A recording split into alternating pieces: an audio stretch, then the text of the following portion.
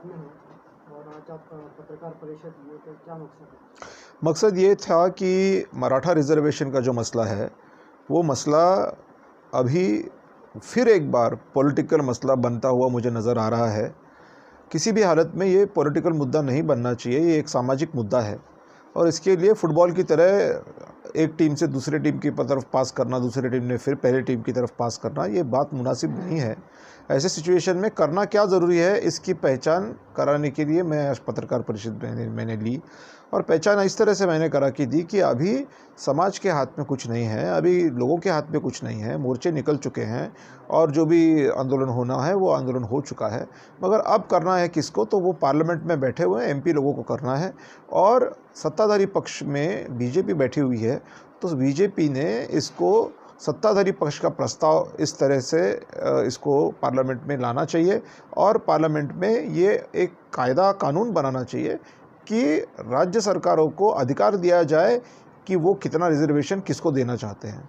अगर ये बीजेपी कर नहीं पाती है तो ऐसी सिचुएशन में कांग्रेस, एनसीपी और शिवसेना एडजर्नमेंट मोशन यानी स्थगन प्रस्ताव ला सकती है, जिसमें वो बोल सकते हैं कि भाई इस विषय को तो आपने लाना चाहिए था, अगर आप नहीं ला रहे हैं तो फिर हमको लाने के सिवाय दूसरा क्या पर्याय है, इसलिए हम स्थगन ला रहे हैं, हम हाउस को चलने नहीं देंगे जब तक ये इशू सॉल्व नहीं होता है। अच्छा, ये बात सिर्फ मराठा आरक्षण की है क्या, तो ऐसा भी नहीं है। इसके साथ में गुजरों का आरक्षण की भी बात है, इसके साथ में पाटीदार के आरक्षण की भी बात है, इसके साथ में पटेल आरक्षण की भी बात है, इसके साथ में मुस्लिम आरक्षण की भी बात है। हर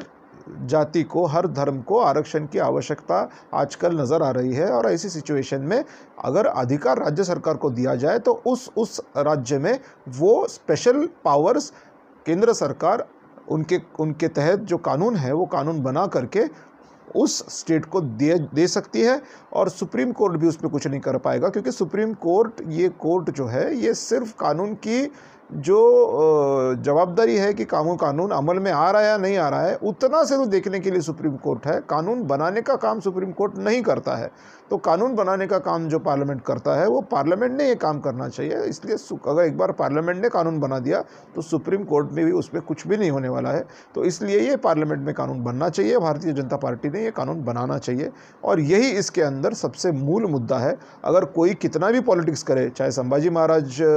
ने भूमिका ले, चाहे विनायक मेटे जी भूमिका ले, चाहे कोई मुस्लिम आरक्षण की बात असदुद्दीन ओवैसी करे या कोई एनसीपी का आदमी करे, ये सब पॉलिटिकल जो स्टंटबाजी है इसको कहीं ना कहीं रोकना चाहिए और पार्लियामेंट में इसके बारे में सवाल उठना चाहिए, पार्लियामेंट में इसके बारे में आवाज़ उठनी चाहिए, जो मुझे लगता है आज की पत्रकार परिषद का सबसे अहम मुद्दा था। तो दूसरी बात यह है कि 1 तारीख तक जो लॉकडाउन है,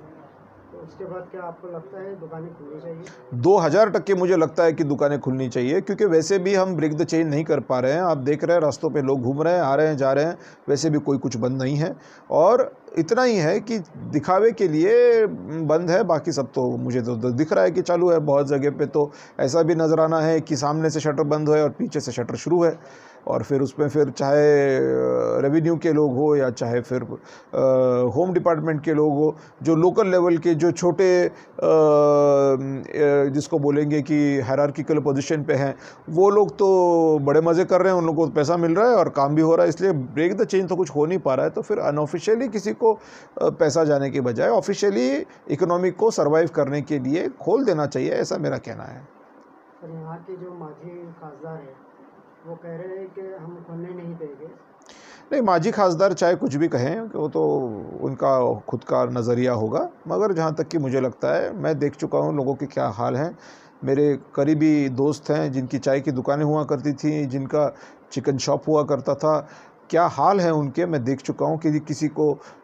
किसी कंपनी में नौकरी हुआ करती थी, किसी डीलरशिप में कहीं कोई कुछ बेच रहा था, मगर ये बीच का जो टाइम चला इस पे पूरा ख़त्म हो गए। बैंक्स का लोन रीपे नहीं कर पा रहे हैं, बैंक वाले घर पे आकर के परेशान कर रहे हैं। ऐसी सिचुएशन में जब बैंकिंग भी अवस्था ख़राब हो चुकी है, न केवल सर्वसामान्य आदमी की अवस्था ख़राब है मगर बैंक्स तक थक गए हैं, क्योंकि बैंक्स को भी पता है कि लोगों के पास पैसा नहीं है, हम पैसा लेंगे कहाँ से वापस। तो ये प्रॉब्लम सिर्फ सर्वसामान्य लोगों का नहीं है, ये प्रॉब्लम्स देश की इकोनॉमी को लेकर के भी है। अगर देश की इकोनॉमिक कोलैप्स हो रही है तो इसकी भी कहीं ना कहीं जिम्मेदारी गवर्नमेंट पे आती है। अगर आप हेल्थ को